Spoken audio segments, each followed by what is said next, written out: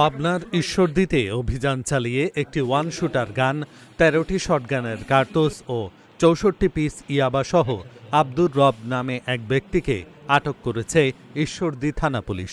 রবিবার রাত ১০টার দিকে উপজেলার শাহাপুর ইউনিয়নের দিয়ার শাহাপুর এলাকায় নিজ বাড়িতে অভিযান চালিয়ে তাকে আটক করা হয়।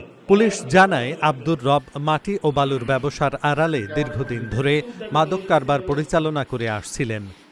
আজকে রাত 10টার দিকে আমরা গোপন সংবাদের ভিত্তিতে শাহাপুর ইউনিয়নের দিয়া শাহাপুর গ্রামের আব্দুর রবের বসত বাড়ি থেকে তার শয়ন ঘর থেকে আমরা গোপন সংবাদের ভিত্তিতে একটা শুটার গান, 13 পিস কার্তুজ এবং 64 পিস ইয়াবা উদ্ধার করি। এ বিষয়ে মামলা প্রক্রিয়াধীন, তদন্ত সাপেক্ষে এর সাথে আরো যদি কেউ জড়িত থাকে সেটাও তদন্তে উঠে আসবে, পাশাপাশি অন্যান্য বিষয়গুলো তদন্তের আওতায় আসবে।